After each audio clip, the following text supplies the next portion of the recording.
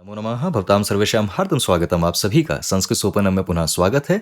और जो हमारी संस्कृत भाषा से परिचय इस प्लेलिस्ट में हमारी समासा पे एक वीडियो श्रृंखला चली हुई है, तो उसी वीडियो श्रृंखला में ये आज 5वां वीडियो है। इससे पहले हमारे 4 वीडियो समासा के विषय पर आ चुके हैं। यदि आपने वो 4 वीडियो नहीं देखे हैं तो पहले उनको देख लीजिए, जिस क्रम में पोस्टेड हैं तो उसी क्रम में पहले उनको देख लीजिए और फिर आप इस वीडियो में आइए। और यदि आप वो सारे वीडियो देख चुके हैं तो आपका इस वीडियो में स्वागत है।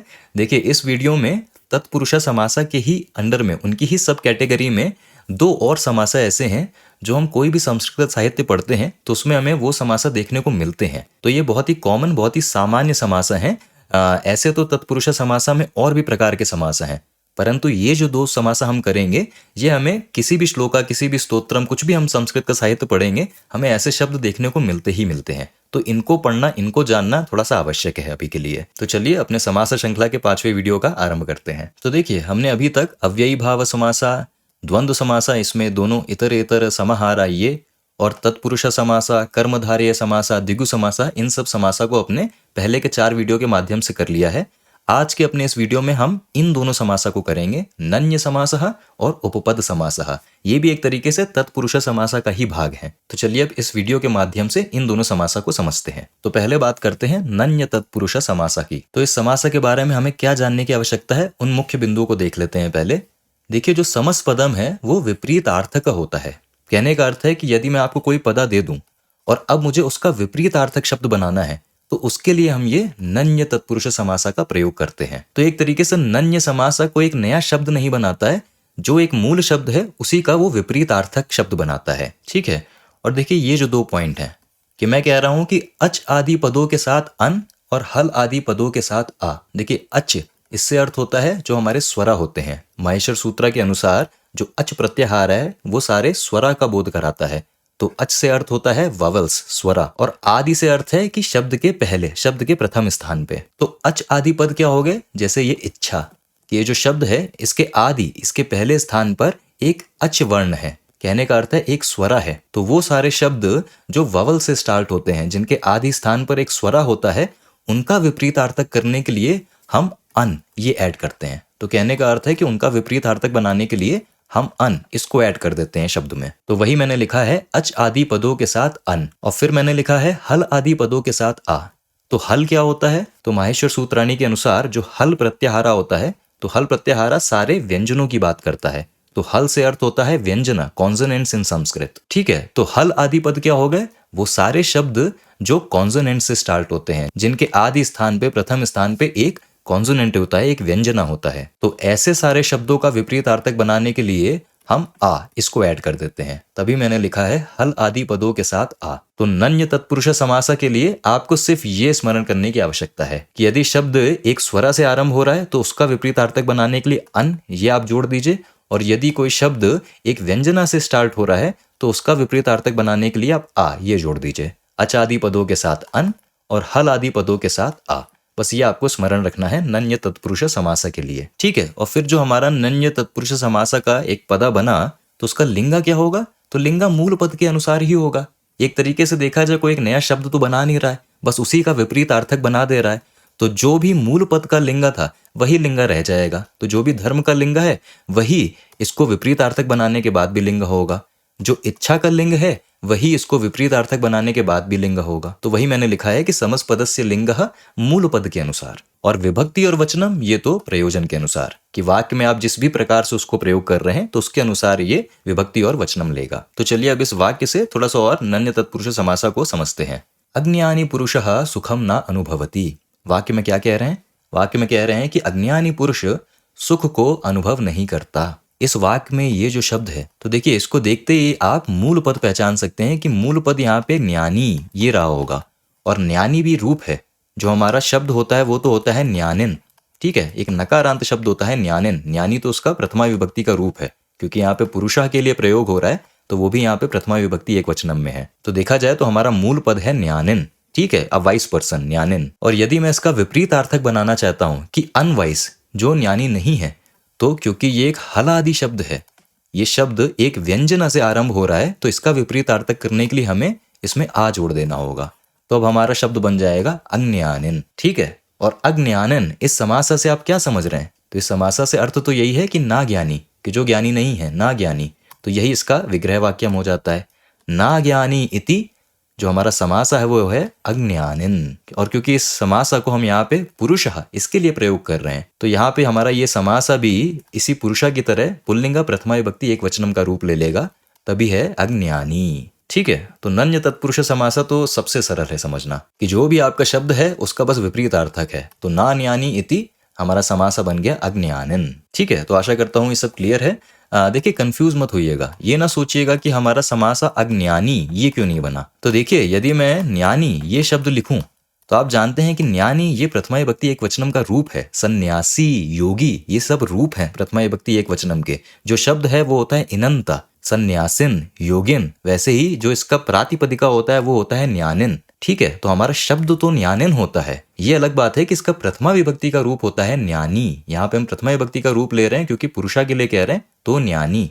पर ये ना सोचिएगा कि हमारा शब्द ज्ञानी होता है, नहीं, शब्द ज्ञानिन होता है, सन्यासिन होता है, योगिन होता है। ठीक है, तो जो हमारा नन्य तत्पुरुष का समास बनेगा वो भी बनेगा अज्ञानिन। ठीक है, क्योंकि यदि आप षष्ठी विभक्ति का प्रयोग कर रहे होते तब इसका वैसा ही रूप होता जैसे इनंत शब्दों का रूप होता है, तो अज्ञानिनः ऐसे फिर रूप बनते जाते। तो यदि ये संशय था तो आशा करता हूं कि ये चीज क्लियर हुई है। तो चलिए आगे बढ़ते हैं और उदाहरण देखते हैं। यदा यदा अधर्मस्य अभ्युत्थानम भवति, ये तो भगवत गीता से आ रहा है, आप सब लोग पहचान लेंगे। कहने का अर्थ है कि यदा यदा जब जब अधर्मस्य अधर्म का अभ्युत्थानम भवति, अभ्युत्थान होता है, जब जब अधर्म का बढ़ावा होता है। तो ये हमारा वाक्य है। इसमें फिर आप इसको देखते ही पहचान लेंगे कि ये नन्य तत्पुरुष समासा है। इस शब्द को देख रहे हैं तो इसमें मूल पदा क्या है? तो इसमें हमारा मूल पदा है धर्म। ठीक है, और ये भी एक हल आदि पदा है, तभी इसका जो विपरीत अर्थक बना है वो आ जोड़ के बना है। तो अब हमारा शब्द बन गया अधर्म। और अधर्म से अर्थ क्या होगा? ना धर्मः इति अधर्मः। तो वही हमारा विग्रह वाक्यम हो जाता है। ना धर्मः इति हमारा समासा बन गया अधर्म। ठीक है, और हम अपने समासों को इस वाक्य में षष्ठी विभक्ति में प्रयोग कर रहे हैं, तो वो मैंने यहाँ पे तस्य से दिखा दिया। तो ये हमारा समास है और ये हमारा पूरा विग्रह वाक्यम हो गया। ना धर्मः इति, ये तो अधर्म इस समासा का अर्थ हो गया। और तस्य से हम ये बता रहे हैं कि हमारा समासा हमारे वाक्य में षष्ठी विभक्ति एक वचन में प्रयोग हो रहा है। ठीक है, तो चलिए ये वाक्य देखते हैं। कदापि असत्यम मा वदेत, कदापि कभी भी, मा वदेत नहीं कहना चाहिए, या फिर मत कहो। क्या मत कहो? तो कभी भी असत्य मत कहो, कदापि असत्यम मा वदेत। तो ये हमारा वाक्य है। इसको देखते ही आप पहचान लेंगे कि हमारा मूल पदा है सत्य, और ये भी हल आदि है, एक व्यंजना से आरंभ हो रहा है। तो इसका भी विपरीत अर्थक बनाने के लिए बस आ जोड़ दें तो हमारा शब्द बन जाएगा असत्य। इसका विग्रह वाक्यम क्या हो जाएगा? तो असत्य से अर्थ हो जाएगा ना सत्य। ना सत्य को आप संस्कृत में कैसे लिखेंगे? ना सत्यम। सत्यम क्यों लिख रहे हैं? सत्यः ये क्यों नहीं लिख रहे हैं? क्योंकि सत्य तो नपुंसक लिंग शब्द ही है। तो ना सत्य कहने के लिए हम संस्कृत में ना सत्यम ऐसे ही तो लिखेंगे। ठीक है, तो ना सत्यम इति असत्य। यदि ये जो एक विपरीत अर्थक शब्द बना है, इसका अगर मैं आपसे लिंगा पूछूं क्या होगा, तो इसका लिंगा वही होगा जो इसके मूल पदा का लिंगा है। तो सत्य भी नपुंसक लिंग शब्द है और असत्य भी नपुंसक लिंग शब्द ही होगा। और इस वाक्य में हम इसको द्वितीय विभक्ति एक वचन में प्रयोग कर रहे हैं क्योंकि ये कर्म है इस क्रिया का, वदेत का। तो देखिए यहाँ पे भी एक त्रुटि है, यहाँ पे तम नहीं आएगा, यहाँ पे तत् आएगा। अब आप लोग इस चीज को पहचान पा रहे होंगे कि हम तत् सर्वनामा के उचित रूप से ये दिखाते हैं कौन सी विभक्ति वचनम में हमारा शब्द है, परंतु तत् सर्वनामा का द्वितीय विभक्ति एक वचनम का कौन सा रूप लेना चाहिए, पुल्लिंगा, स्त्रीलिंगा की नपुंसक लिंगा? तो जो हमारा शब्द है उसका रूप लीजिए ना। अब शब्द असत्य ये तो नपुंसक लिंगा शब्द है, तो फिर तत् सर्वनामा का हमें नपुंसक लिंगा का द्वितीय विभक्ति एक वचनम का रूप लिखना होगा। तम नहीं होगा, तत् होगा। तो तम ये लिख के जो मैंने त्रुटि की थी, आशा करता हूं तत् ये क्यों होना चाहिए ये एकदम क्लियर है। ठीक है, असत्य हमारा नन्य तत्पुरुष समास है और ये उसका पूरा विग्रह वाक्यम है। ना सत्यम इति असत्य और तत्। ठीक है, चलिए आगे बढ़ते हैं और उदाहरण देखते हैं। अनौपचारिका याचिका ना स्वीक्रियते। तो ना स्वीक्रियते स्वीकार नहीं करी जाती है। क्या स्वीकार नहीं करी जाती है? याचिका। याचिका का अर्थ होता है जो हम अंग्रेजी में कहते हैं ना application, an application, a written request, तो वो होती है याचिका। तो याचिका ना स्वीक्रियते, याचिका नहीं स्वीकार करी जाती है। और किस प्रकार की याचिका? अनौपचारिका याचिका। तो देखिए इसको देख के अनौपचारिका को क्या आप मूल शब्द पहचान सकते हैं? हाँ, मूल शब्द हमारा है औपचारिका। ठीक है, औपचारिका। औपचारिका का अर्थ होता है जो हम अंग्रेजी में कहते हैं फॉर्मल। और अब यदि मैं फॉर्मल का विपरीत अर्थक बनाना चाहता हूं इनफॉर्मल, तो क्योंकि हमारा ये शब्द अच आदि है, कि हमारा ये शब्द एक स्वरा से आरंभ हो रहा है, तो इसका विपरीतार्थक बनाने के लिए हम अन इसमें ये जोड़ देंगे। तो हमारा शब्द क्या बन जाएगा? ये अनौपचारिका। ठीक है, अनौपचारिका से अर्थ हो जाएगा इनफॉर्मल। परंतु हम यहाँ पे अनौपचारिका ऐसे क्यों लिख रहे हैं? वो इसलिए लिख रहे हैं क्योंकि ये इनफॉर्मल यहाँ पे किसके लिए प्रयोग हो रहा है? याचिका के लिए। क्योंकि याचिका के लिए प्रयोग हो रहा है और याचिका स्त्रीलिंग है, तो फिर हम इसको भी स्त्रीलिंगा बनाएंगे, अनौपचारिका। जो विशेषण है वो अपने विशेष्य के अनुसार रूप लेगा। ठीक है, अर्थ वही है, अनौपचारिका इनफॉर्मल। तो इसका विग्रह वाक्यम क्या हो जाएगा? ना औपचारिका इति अनौपचारिका। सीधा सा विग्रह वाक्यम है। ठीक है, और हमने ये भी देखा कि क्योंकि अच आदि पद था, तो इसके लिए विपरीतार्थक बनाने के लिए हमने अन इसको जोड़ा। ठीक है, तो आशा करता हूँ ये क्लियर है। देखिए, एक संशय यहाँ पे फिर आ सकता है कि औपचारिका हो या अनौपचारिका हो, ये जो हमारा नन्य तत्पुरुष समासा बनता है, इसका क्या लिंग होना चाहिए? तो देखिए, जिसका लिंग पहले से निर्धारित है तो उसका तो वही लिंग होगा मूल पद के अनुसार। परंतु अब औपचारिका, ये तो एक विशेषता होती है, ये जिसके भी साथ आप प्रयोग करते हैं फिर वो उसका लिंग लेता है। तो अनौपचारिका जब ये बना है तो इसका तब तक कोई ऐसा लिंग निर्धारित नहीं होता है जब तक आपको वाक्य में पता ना हो कि ये किसके लिए प्रयोग हो रहा है। यहाँ पे ये याचिका के लिए प्रयोग हो रहा है, तो हमारे इस वाक्य के संदर्भ में हमारा शब्द हो जाएगा अनौपचारिका। तो ये हमारे लिए एक स्त्रीलिंग शब्द हो जाएगा। ठीक है, तो आशा करता हूं कि जो पहले भी हमने समासा करें उससे ये बात तो क्लियर हो रही है कि यदि कोई शब्द विशेषता है तो फिर वो तो तीनों लिंगों में हो सकती है। फिर लिंग तो तभी निर्धारित होगा जब किसी वाक्य में हम उसको प्रयोग कर रहे हैं। ठीक है, तो नन्य तत्पुरुष समासा बहुत ही सरल है, सुलभ है। इतने उदाहरण पर्याप्त हैं। बस दो ही बात याद रखने की, स्मरण रखने की आवश्यकता है नन्य तत्पुरुष समासा के लिए कि यदि अच आदि पद है, कि कोई शब्द अगर वावल से स्टार्ट हो रहा है, स्वरा से स्टार्ट हो रहा है, तो उसका विपरीतार्थक करने के लिए अन ये जोड़ दीजिए। और यदि कोई हल आदि पद है कि उसका वो जो शब्द है वो कॉन्सोनेंट से स्टार्ट हो रहा है, एक व्यंजना से स्टार्ट हो रहा है, तो फिर उसका विपरीतार्थक बनाने के लिए आ ये जोड़ दीजिए। तो बस ये दो पॉइंट हमें याद करने होते हैं। बाकी बहुत ही सुलभ समासा है ये नन्य तत्पुरुष समासा।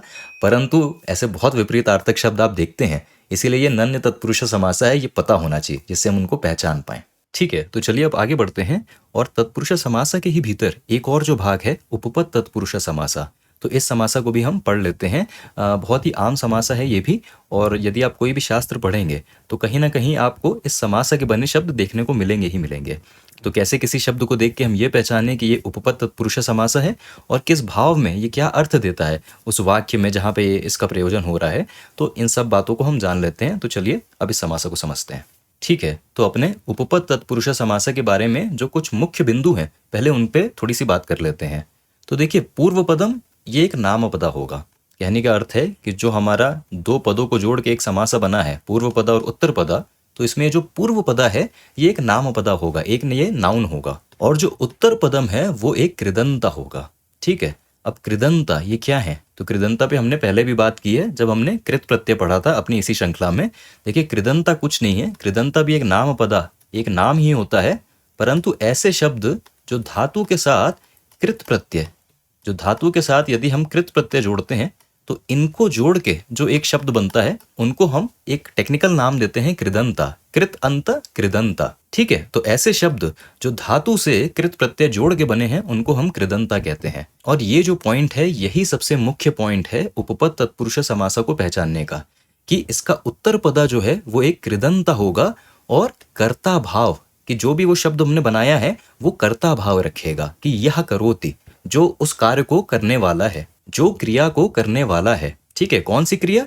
तो जिस भी धातु के साथ, जिस भी क्रिया के साथ ये कृत प्रत्यय जुड़ के एक कृदंता बना है तो उस क्रिया को करने वाला, ठीक है, कर्ता भाव का कृदंता बनता है। तो यदि आप कोई भी समस्त देखते हैं और उसमें पूर्व पदा में आपको एक नाउन, एक नामपदा दिखता है, एक शब्द दिखता है, और उत्तर पदा में आपको एक कृदंता दिखता है जो कर्ता भाव रखता है, तो आप ये पहचान सकते हैं कि ये उपपद तत्पुरुष समासा है। ठीक है, अभी इस पे हम बात करेंगे जब उदाहरण लेंगे कि कैसे हम किसी पदा को देख के पहचान भी पाएंगे कि ये कृदंता है, उस पे भी हम आगे बात करेंगे। ठीक है, तो नाम पदा और कर्ता भाव वाले कृदंता से मिलके ये एक समस्त पदम बनता है। तो समस्त पदम बेसिकली हमें ये एक जानकारी देता है, कार्य और करने वाला, कि जो पहले जुड़ा है, जो पूर्व पदा में जुड़ा है वो कार्य है और जो उत्तर पदा में है वो करने वाला उस भाव में है। ठीक है, अभी उदाहरण से ये सारी बातें और स्पष्ट हो जाएंगी।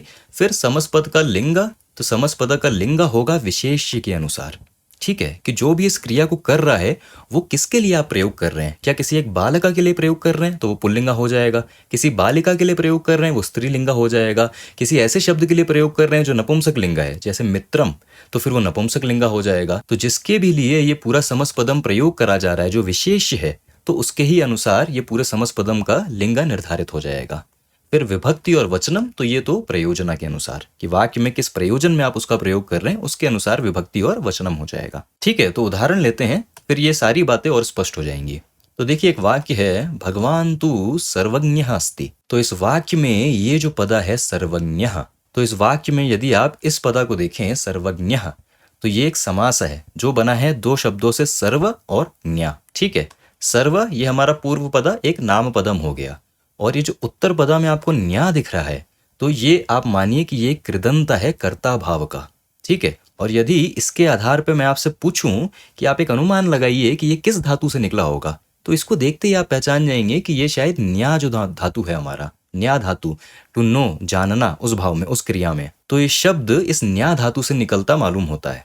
ठीक है, तो कहने का अर्थ है कि न्या धातु से कोई ना कोई कृत प्रत्यय अवश्य जुड़ा होगा जिसने ये शब्द बनाया न्या। ठीक है, और ये कृत प्रत्यय कौन सा जुड़ा है ये अभी हमारे लिए जानना अनिवार्य नहीं है, क्योंकि ऐसे बहुत सारे कृत प्रत्यय हैं जो धातु के साथ जुड़ के कर्ता भाव वाले शब्द बनाते हैं। ऐसे हमने प्रत्यय पहले देखे भी हैं अपने श्रृंखला में, जब हमने त्रिच प्रत्यय, नवुल प्रत्यय, ये सारे प्रत्यय कर रहे थे। ये प्रत्यय भी जब धातु से जुड़ते हैं तो जो शब्द बनता है वो कर्ता भाव रखता है कि उस क्रिया को करने वाला। तो ऐसे और भी कई सारे कृत प्रत्यय हैं जो कर्ता भाव वाले शब्द बनाते हैं। तो वो जो बाकी के कृत प्रत्यय हैं उन पे कभी हम अलग से चर्चा करेंगे, परंतु बात यह है कि इस न्या को देख के आप ये अनुमान लगा सकते हैं कि ये किस धातु से निकला है। तो न्या को देख के समझ में आ रहा है कि ये न्या धातु से निकला है और कोई ना कोई कृत प्रत्यय अवश्य जुड़ा होगा और शब्द बन गया न्या। और इस शब्द का अर्थ क्या है, तो हमने कहा है कि उपपद तत्पुरुष समासा में जो कृदंतम होता है उत्तर पदा में, वो कर्ता भाव देता है कि यह करोति, जो उस क्रिया को करता है। ठीक है, तो यहाँ पे हमारी क्रिया क्या है, न्या, क्योंकि न्या धातु से जुड़ा है तो न्या जानना ये हमारी क्रिया है। तो हम इस कर्ता भाव वाले शब्द से क्या कह रहे हैं, हम कह रहे हैं यह जानाति।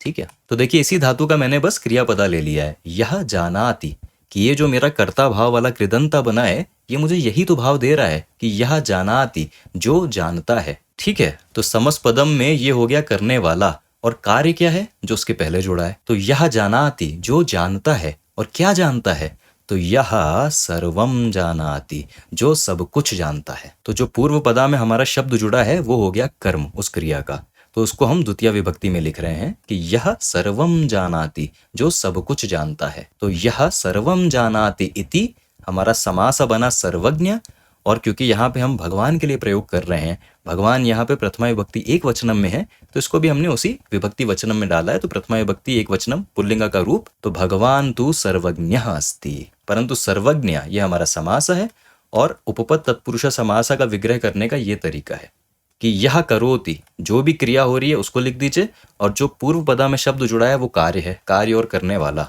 तो उसको द्वितीय विभक्ति में लिख दीजिए, यह सर्वम जानाति। ठीक है, तो आशा करता हूं कि इससे जुड़ी ये जो बिंदु हैं ये क्लियर हुई। तो देखिए विभक्ति वचनम हमने जो हमारे वाक्य में प्रयोजन है उसके अनुसार प्रयोग करा है कि हमारा विशेष यहाँ पे प्रथमा विभक्ति एक वचनम में है, तो इसको भी हमने प्रथमा विभक्ति एक वचनम में ही रखा है, और लिंगा विशेष के अनुसार भगवान के लिए प्रयोग कर रहे हैं तो पुल्लिंगा, क्योंकि ये जो भगवत शब्द है जिसका ये रूप है भगवान, वो पुल्लिंगा शब्द है। ठीक है, तो आशा करता हूँ ये सारे बिंदु क्लियर हैं। अभी और उदाहरण लेंगे तो बातें और स्पष्ट हो जाएंगी। तो चलिए एक और उदाहरण देखते हैं।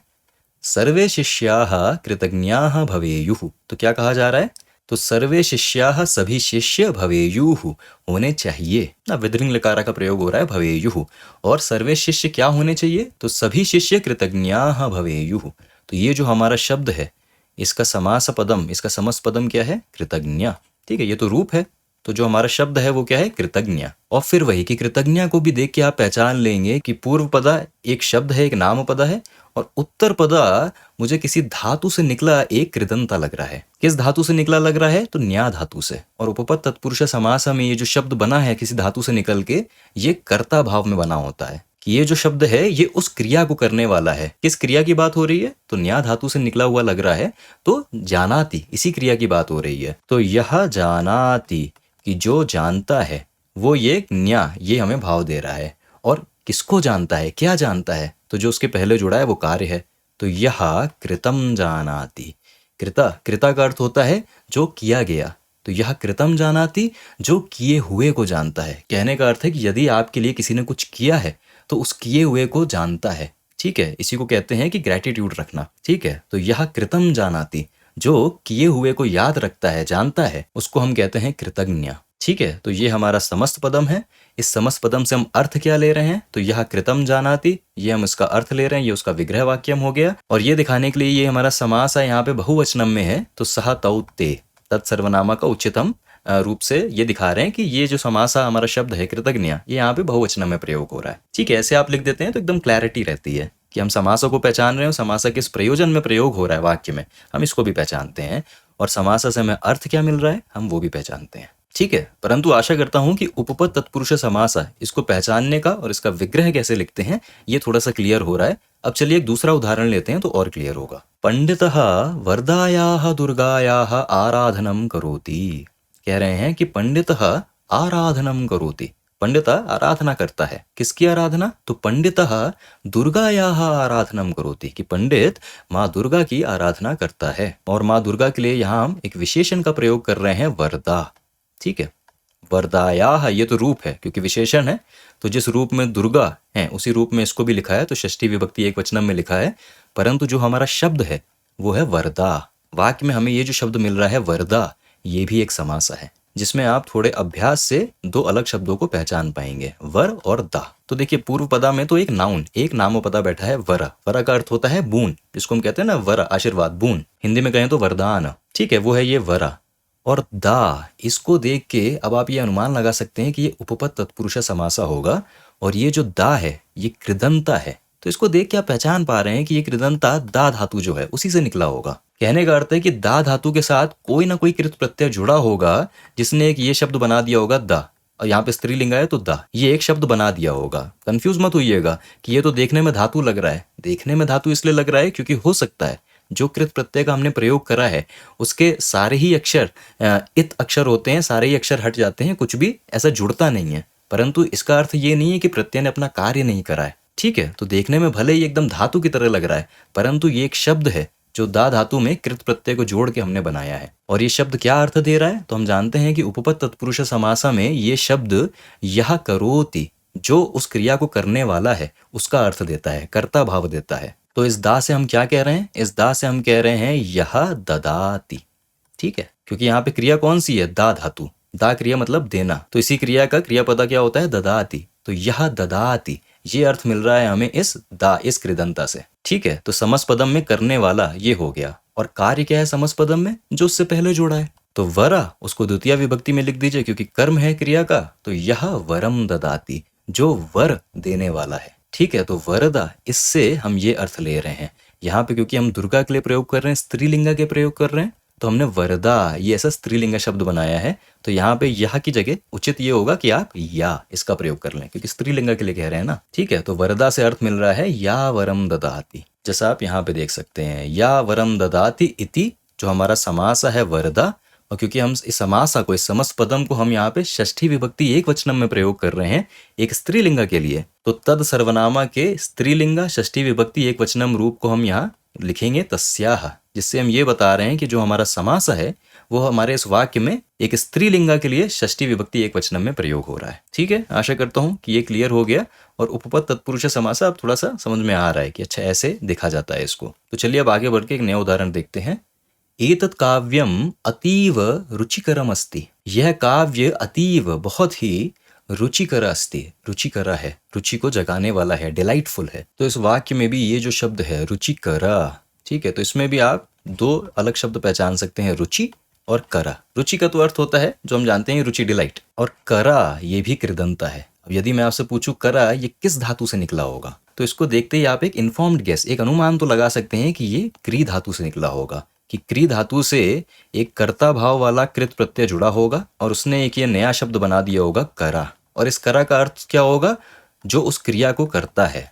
तो यह क्रिया है क्री, तो यह करोति, और क्या करता है? तो रुचि करा, कि जो रुचि को करता है। रुचि को करने का अर्थ है कि जो रुचि को जगाता है, जो रुचि को बढ़ाता है, जो रुचि को आस्वादन करने वाले के भीतर जागृत करता है, जिस भी भाव में आप इस करोति को लेना चाहते हैं। परंतु क्रिया का यहाँ पे कार्य है रुचि, तो हम उसको भी द्वितीय विभक्ति एक वचनम में लिख देंगे, तो यह रुचिम करोति। ठीक है, तो यही इसका विग्रह वाक्यम हो गया।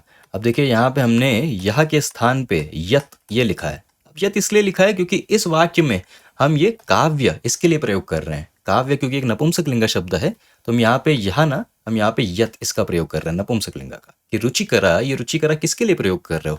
काव्य के लिए। काव्य नपुंसकलिंग शब्द है, तो हमारा रुचिकरा भी हमारे लिए एक नपुंसकलिंग शब्द हो गया इस वाक्य में। तो यह इसके स्थान पे हम उचित सर्वनाम का प्रयोग करेंगे यत। तो यत रुचिम करोति इति रुचिकरा, क्योंकि यहाँ पे ये प्रयोग भी प्रथमा विभक्ति में ही हो रहा है, एक वचनम में ही, तो कॉमा के बाद कुछ और दिखाने की आवश्यकता नहीं है। ठीक है, एतत् काव्यम अतीव रुचिकरम अस्ति, कि ये काव्य बहुत रुचि को क्रिएट करता है, कहने का अर्थ है कि अ वेरी डिलाइटफुल पोएट्री। परंतु आशा करता हूं कि जो हमारा उपपद तत्पुरुष समासा का ध्यान है वो क्लियर हो रहा है। देखिए बहुत ही आसान होता है इसको समझना, इसको पहचानना और उसका विग्रह वाक्यम लिखना। एक ही फॉर्मेट है कि यदि हम उसके उत्तर पदा को देख के ये पहचान पा रहे हैं कि ये किस धातु से निकला होगा, तो फिर हम ये समझ जाएंगे कि वो अर्थ क्या दे रहा है। यह करोति जो उस क्रिया को करने वाला है, और फिर जो उसके आगे जोड़ा है वो उसका कार्य हो गया, तो उसको द्वितीय विभक्ति में लिख दो। तो वही बात है कि समस्त का यहाँ अर्थ होता है कार्य और करने वाला। तो आशा करता हूँ कि ये क्लियर है। तो अब कुछ अन्य उदाहरण भी देख लेते हैं। देखिए हमारा समासा है सर्वविद, तो सर्वविद में भी आप इस विद इसको देख के क्या आप ये नहीं पहचान सकते किस धातु से निकला होगा?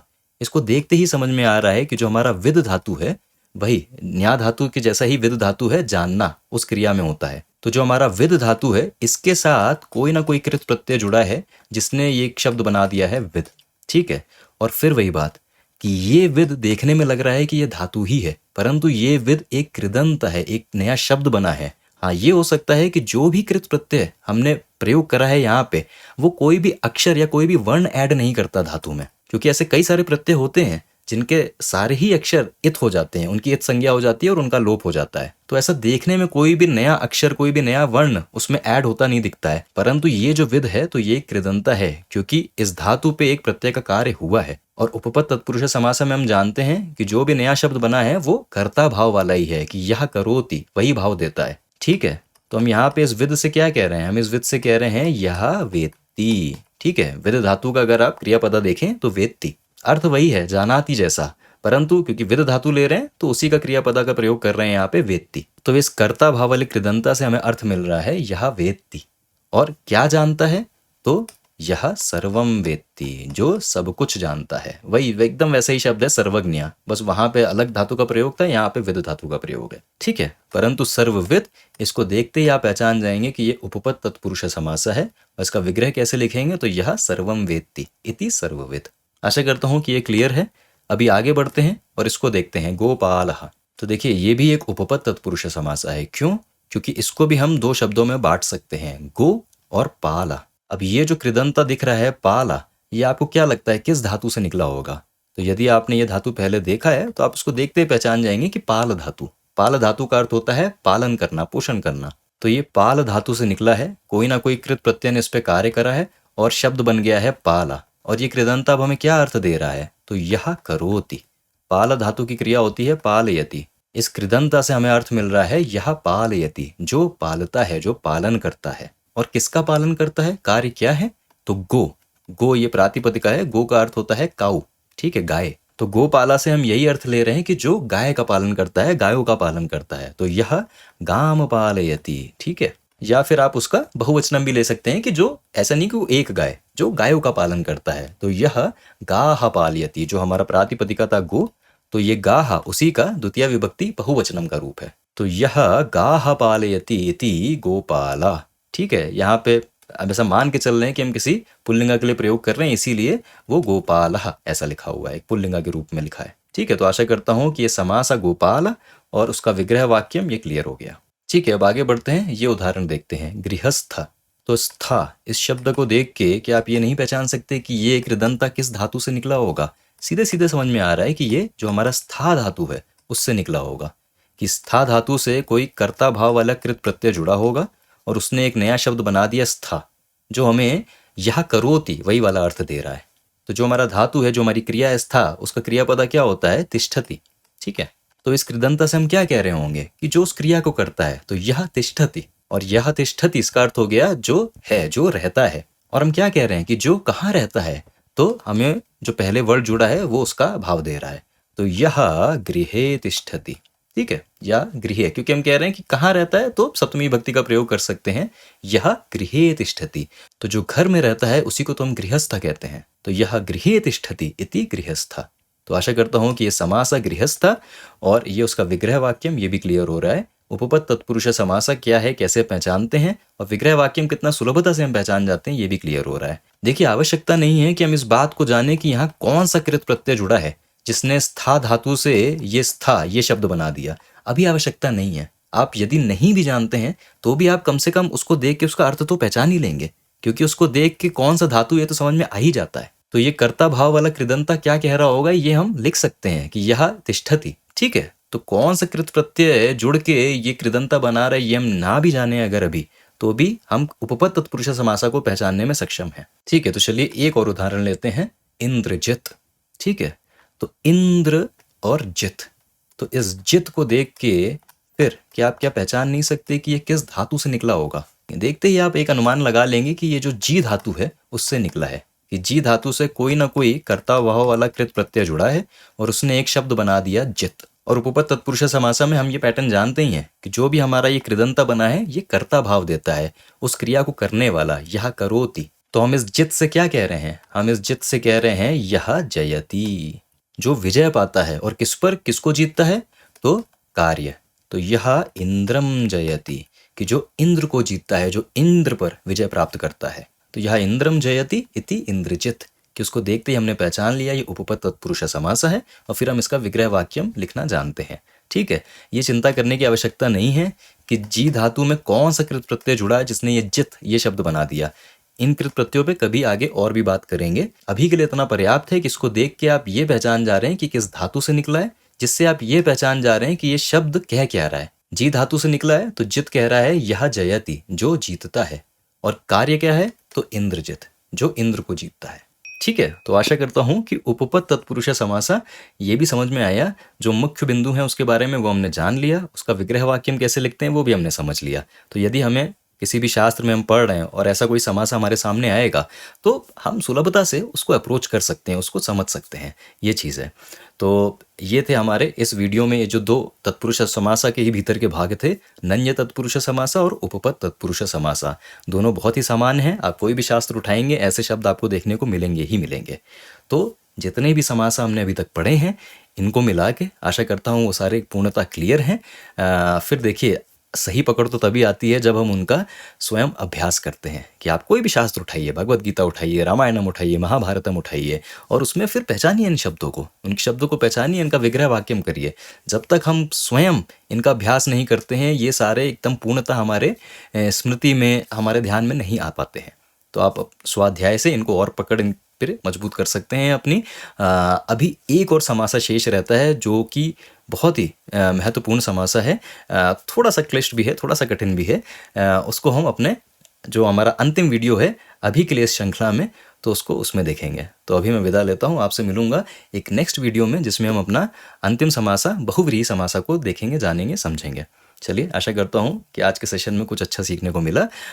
वयम पुनः मिलामः। धन्यवाद।